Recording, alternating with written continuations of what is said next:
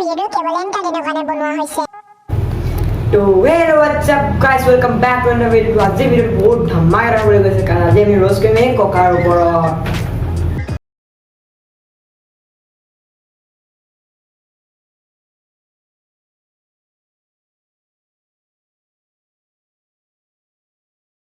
Mini video বনাব জানে বুলি ভাবিছিলো কিন্তু ককা এজন প্লেন যেটো ওলালে আপুনি মহান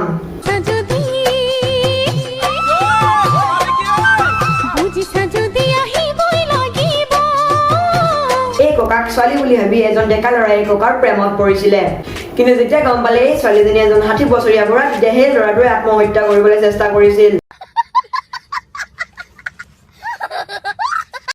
ককাই বোৱাৰী হৈ ভিডিঅ' বনাই বহুত ভাল পায়। তো বলক ককাৰ কেইটামান ভিডিঅ' চাই লওঁ।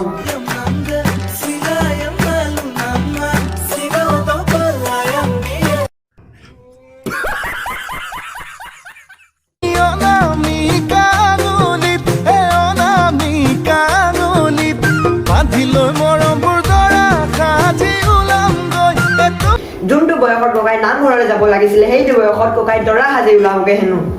यही नहीं अभी और सुनिए। এইখিনিতে ককাক মই এটা কথা ক'বলৈ বিচাৰিছোঁ, আপুনি আপোনাৰ ঘৰলৈ যাওঁতে এটা হেলমেট পিন্ধি যাব কাৰণ কেতিয়া আপোনাৰ আইতাই নিজৰ চেণ্ডেলযোৰ দলিয়াই দিয়ে আপুনি গমকে নাপাব। ভাইটি ভণ্টিসকল চোৱা মই পথাৰলৈ আহিলোঁ, পথাৰত আহি পথাৰত চাহ দেখিছা, এয়া মিঠাই দেখিছা আৰু পথাৰৰ মিঠাই তোমালোকে চাহ খাই পোৱা নাই, এইটো মিঠাই দেখিছা। ককা আমি এইবোৰ মিঠাই খাই পোৱা নাই, আমি অকল মাইকী মানুহৰ ড্ৰেছ পিন্ধি ভিডিঅ'হে বনাই পাইছোঁ। गजब बेइज्जती है। কি লাগে দাদা? এই পথাৰত পোৱা মিঠাই আছে নি বাৰু? পথাৰত যে পায় যে মিঠাই, এই পথাৰত পোৱা মিঠাইটো লাগে।